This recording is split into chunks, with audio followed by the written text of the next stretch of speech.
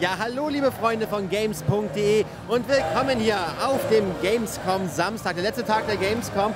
Aber wir haben hier nochmal ganz volles Programm, denn wir haben heute ganz viele Indies am Start. Nämlich jetzt mit Halcyon 6 und zwar in der Lightspeed Edition. Und hier haben wir den Peter. Nice to meet you. Thank you for being here. Und die Ann-Kathrin hier ist auch mit, aber es ist super mega mäßig laut. Und ich hoffe mal, ja, Ann-Kathrin, ich übergebe einfach mal. Ich höre hier nämlich nichts mehr. Genau, wir haben jetzt hier so ein leichtes Soundproblem. Would you like to introduce yourself? Würdest du dich gerne mal vorstellen? Sure, I'm Peter. I'm from Massive Damage, which is based in Toronto, Canada, and I'm the lead game designer there. And we came to Gamescom to show off Halcyon 6 Lightspeed Edition. Okay, bevor wir anfangen, Entschuldigung, es pfeift gerade ein bisschen laut, das macht mich ein bisschen fertig, es ist wie Tinnitus. Bevor wir anfangen, Halcyon 6 Lightspeed Edition ist nämlich nicht die normale Edition, sondern es ist schon eine Erweiterung. So the Lightspeed Edition. Yeah, it's an updated edition where we took a lot of the updates that we've been working on for the last year. We actually launched last year in September. We're coming up on our anniversary, but we had done a lot of updates and added a lot of new features to the game, and we just wanted to make sure that we sort of went back and made sure everything was looking polished and that it flowed nicely. We'd added a lot of time to a playthrough, and we wanted to get that down to a nice crisper sort of 7 to 9 hours as opposed to what was like 16 to 19 hours. So yeah, we were able to slim that down and get it into a nicer looking package, and then we re-released it. Also die Lightspeed Edition ist nicht nur schneller, sondern sie ist auch sozusagen ein rundum Wohlfühlpaket. Alles, was sie an Add-ons reingepackt haben, an Verbesserungen, ist mit drin. Es ist nämlich eigentlich schon letztes Jahr gelauncht worden. Und alles, was bis jetzt dazugepackt wurde an Großartigkeiten, könnt ihr jetzt sozusagen in einem Paket genießen. Ich würde sagen, Jungs, wir machen mal direkt die Bild-in-Bild-Magie und zoomen uns in die kleine Ecke. Wir sind nämlich schon quasi im Spiel. So would you like to start right away? Sure, I'll go ahead and just sort of start playing and I'll talk about it. Ab geht die Luzi. So, the idea of the game is, well, we sort of fell in love with the idea of making a strategy game, a sort of roster management strategy game that kind of mimicked what would happen in a sort of a season of Star Trek, say, where you've got characters, and you can see here, these are sort of the starting officers. I just started a new game. And the officers are broken down into class, so there's science officers and tactical officers and engineering officers, just similar to Star Trek, and each one has their own powers, they do different things in combat. So I'll just go ahead and select this one. Also was uns gerade erzählt hat, die Ursprungsidee war, ein Strategiespiel zu bauen, was quasi eine riesige Was-wäre-wenn-Version von Star Trek ist. Das bedeutet, sie haben auch verschiedene Officer und jeder von den Officern hat eigene Kräfte, zum Beispiel besondere Nahkampffähigkeiten, besondere Technikfähigkeiten. Und er fängt jetzt direkt an, wir sehen hier, es gibt verschiedene Sachen, den Marksman, den Rogue, den Knight. Das sind alles verschiedene Klassen, die man sich aussuchen kann. Okay. And yeah, we have a whole sort of epic space adventure that for people to play. It's sort of a single-player campaign, and there's a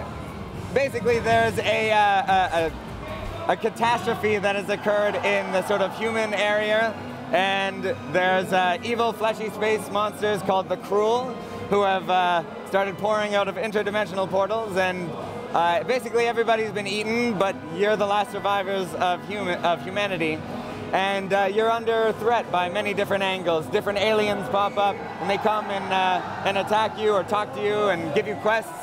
And yeah, there's a big long storyline with involving the evil alien monsters and this space station that you have. I mean, that starting screen looks a bit like Alpha Centauri. Yes, if exactly. you put it all in between.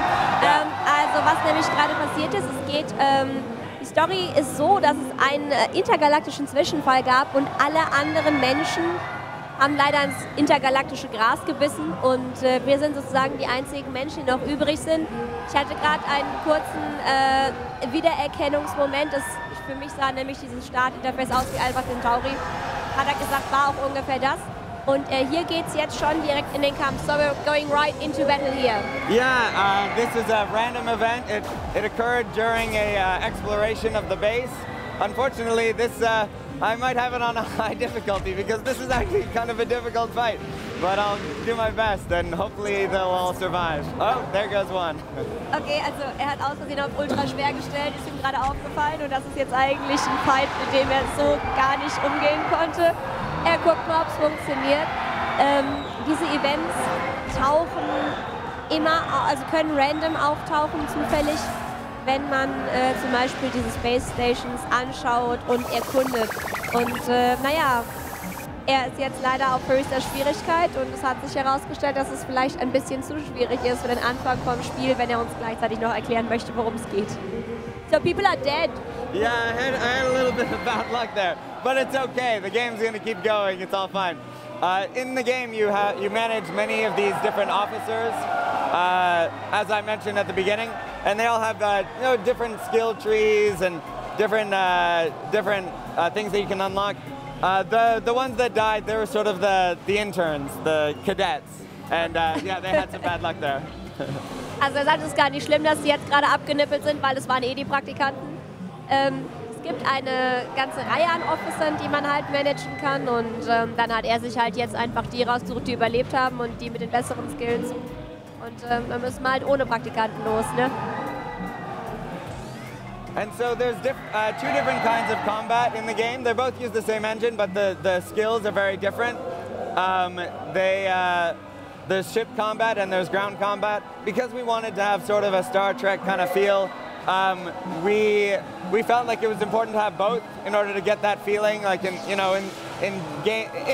any big space adventure, there's always combat on the ground, whether it's Guardians of the Galaxy or Star Trek or Star Wars or anything, and there's always space combat as well. So we knew from the get-go we wanted to have both. So we sort of created the game around the needs that we had. Also hier sieht man jetzt die zweite Art der Schlacht. Es gibt nämlich sowohl Schlachten auf dem Planeten, beziehungsweise halt on the ground, also auch in Space Station und so. Es gibt aber auch Schiffsschlachten, denn wie es sich für eine gute Weltraumserie gehört oder für ein gutes Weltraumspiel, braucht man natürlich auch Weltraumschiffsschlachten. Hat ja jetzt Battlefront 2 auch gelernt, dass so langsam mal vielleicht Weltraumschlachten eine geile Sache werden. Das sah jetzt gerade aus nach einem ziemlichen Todesstrahl. That looked like quite the death stroke over there. Yeah, there's a lot of struggling going on here. Actually, we have an interesting combat system that there's aspects of Final Fantasy, sort of very classic JRPG style combat, but we also have an interesting system of exploits and status effects that we've used to like make combat cool and make it feel like you're making interesting decisions and you have to prepare for doing the right attacks and things like that. And it all flows back. All the game loops flow back into the characters and the kind of power that they have. Also es ist für ihn in der Entwicklung eine Mischung aus Final Fantasy gewesen, aber auch, also was das Kampfsystem angeht, aber auch so ein bisschen Vorbereitung, Fähigkeiten der Charaktere und das alles spielt dann zusammen in dieses Kampfsystem. Es geht halt immer darum, sich vorzubereiten, die richtigen Leute dabei zu haben und seine Sachen ordentlich auszubauen. So, what was that? One of my officers leveled up, and I received a bunch of resources. So I unlocked a tech. There's a tech research tree, just like a game like Alpha Centauri, or Civilization, or XCOM. All of these. I was just thinking that looks just like the ship in XCOM. We very much, it's the ship in XCOM 2 or the base in XCOM 1. Yeah, it worked really well perspective-wise with the pixel art, which is pixel art is beautiful, but you need to treat it the right way. Also ich habe ihn gerade gefragt, er meint also mich gefragt, was das alles war. Einer von seinen Officern hat aufgelevelt und ähnlich wie in Alpha Centauri.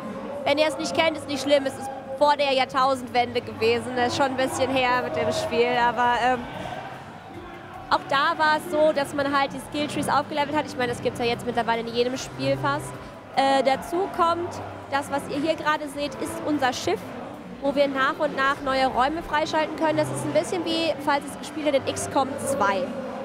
Und Mit neuen Fähigkeiten kommt neue Technik und jetzt kann er zum Beispiel was Neues da reinbauen.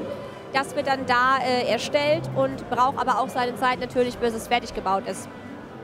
Okay, so you've been building stuff. I've been building stuff in the base. I'm building a room, and because one of the first things that you want to do in the game is you want to unlock 3 officers. There's 3 different classes of officer, one science, tactical, and engineering, and it's best to have a combination of the 3 because each one brings different powers to combat, to both space and ground combat, and you want to make sure that you have the best powers with each other, the best synergies, so that you can succeed in all different kinds of combat. The different enemies have different weaknesses, and you want to make sure that you can exploit those weaknesses successfully. Okay, also was er uns gerade erzählt hat, es gibt 3 Klassen, den Engineer, den Scientist und den ganz normalen Kämpfer sozusagen. Und es lohnt sich natürlich, wenn man von Anfang an alle 3 hat, damit man jedes Stückchen ausbauen kann. Es geht hier also wieder darum zu managen, wie viele man von welcher Klasse braucht. Kommt auch immer auf den persönlichen Spielstil an, wenn man jetzt lieber mit Technik arbeitet oder lieber direkt aufs Maul gibt. Liegt an euch. Okay, so what are you doing now? So as I said before in the beginning, this Federation area, it's been attacked by these evil flesh-eating space monsters, but there's some survivors. Evil flesh-eating space monsters. Yeah, they're called the Cruel, and they're sort of the main enemy of the game. But there's still survivors. So you want to go and venture forth and try to find as many survivors as you can. And there's various facilities out there that can give you the resources that you need to survive and for you to succeed. And you know, they're very happy to see you because they thought everybody was dead. Also was er jetzt gerade macht, ist, er sucht in dem Stückchen, das von bösen, fliegenden, fleischfressenden Weltraummonstern besetzt worden ist, nach Überlebenden, denn wenn sich herausstellt, gibt es noch Leute, die freuen sich natürlich wie Hulle, weil sie wiederum dachten, sie wären die Letzten, sind sie aber nicht, die kann man einsammeln und die bringen uns dann auch wieder Neues und Schönes. Aber auch da müssen wir halt gucken, wir haben eine bestimmte Anzahl an Tagen für die Mission und jede Reise kostet uns natürlich wieder Zeit. So, gotta be careful because every travel and every action costs time, right? It all costs time, just like in games like XCOM or RimWorld or you know, Prison Architect. You have that sort of, or yeah, like I mentioned, XCOM has that real-time pause and go. So you want to make sure that you've committed all the resources that you have to, say, building rooms or commit your officers to doing activities at the station. In order to maximize the return on that. Genau, zusammenfassend, sieh zu, dass du nicht rumpimmelst, sondern wirklich das machst, was du machen musst, in der Zeit, die dir bleibt. Ich meine, man sieht vorher, wie viel Zeit man hat. Das sollte man sich gut einteilen, wie bei vielen Strategiespielen auch. And this is one of the various alien races that's sort of an android race of a super intelligent AI that controls all these little husks. They're little android human husks, and but they've decided to be friendly to you. So yeah, their area, and there's many different factions. They pop up around the map, and they come and visit you, and they give you quests, and they ask favors of you. And if you disappoint them, they might get angry at you. Okay, also wir haben gerade eine neue Alien-Rasse getroffen. Das sind hochintelligente künstliche Intelligenzen, das sind halt Androiden sozusagen, die kontrollieren menschliche Hüllen. Die haben sich jetzt entschieden, freundlich zu uns zu sein und wenn wir nett sind, sind sie es auch. Wenn wir uns aber falsch verhalten, sind sie eventuell sauer und das könnte ziemlich schlecht für uns ausgehen. So there's that dude again. Yeah, they're getting some revenge for all of their lost compatriots. And but as you can see, the main officers, the red, blue, and white and yellow officers, they're much stronger than the green ones. The green ones, they're really just officers in training, so they don't fully know what they're doing yet. So with you, the red shirts aren't the ones to die first. No, they aren't. Oh my God, you broke We're subverting the entire genre. That is revolutionary. So, this is a funny thing. Actually, in the first season of Star Trek, more gold shirts die than red shirts. And it's like it's like this counterintuitive data point that no one expects. But anyway, Yeah, we wanted to have the red shirts be the tactical officers because it just, I don't know, it sort of fit really nicely. And we couldn't have the tactical officers dying constantly. So the green shirts, they are the substitute. Okay, also in diesem Spiel ist es dieses Mal nicht so, dass Leute im roten Shirt als Ersten sterben. Tatsächlich sind die Grünen hier diejenigen, die nicht so viele Skills haben.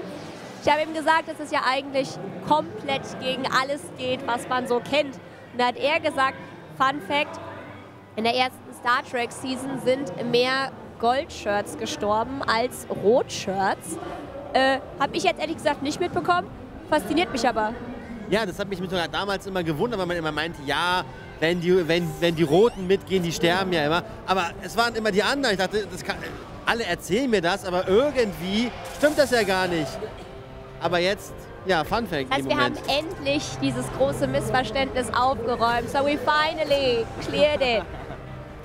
Okay, so you got a new space battle here. Yeah, these are the main enemy. You can see that there's just one of them in this combat, but they're quite a bit more difficult than the others. And your main goal is to try to save basically the galaxy from these evil aliens. And in the intro, which you didn't see, there's a giant alien boss that's sort of the mothership of the aliens. So easy, just save the universe. Exactly, save the universe. It would be disappointing if there were any other goal. So, you know, we wanted to make sure that we supplied the most epic goal possible because, I mean, especially in indie games, you have to go for it. Sounds like piece of cake. Yeah, no, it's very easy. Also er hat sich für very eine ganz easy. entspannte Lösung entschieden für seinen Konflikt. Es geht halt einfach darum, das Universum zu retten. Ich meine, warum nicht? Er meine, er ist ja auch schließlich ein Indie-Game. Das heißt, er muss man direkt volle Kette geben. Und dementsprechend geht es nicht nur darum, einfach irgendwie eine Freundin zu retten oder ein Haustier oder irgendeinen Krieg zu beenden. Nein, wir sollten direkt das ganze Universum retten. Jetzt wird, glaube ich, gerade der eifrig aufgerüstet. So this looks like you're upgrading at the moment. Yeah, every officer has a different tree, or rather, depending on their class, their subclass. There's 6 different subclasses. There's strategists and operatives, and there's biologists and physicists. We wanted to keep going with the science fiction theme that you would have biologists and physicists, but of course they're badasses. They can do crazy things in combat. We like the idea of like nerdy people being really powerful. And then there's mechanics and engineers in the or mechanics and inventors in the engineer class. Okay, es gibt innerhalb der Officer noch neue Klassen natürlich. Es gibt Wissenschaftler, es gibt Physiker. Und er sagt, ihm gefällt die Idee, dass auch Nerds in Anführungszeichen, also wissenschaftliche Menschen sozusagen ziemlich badass sein können. Wir haben jetzt nur noch 2 Minuten, deswegen werde ich ihn natürlich nach den Standardfragen fragen. So, since we only got 2 minutes left, I gotta ask you about releasing platforms.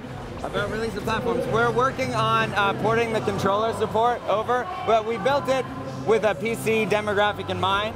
But we also think that there is some interest in other consoles. So we are, first we are porting it to, or at least we are seeing if, how well we can do it. But we want to make sure that it feels good before we go ahead and launch.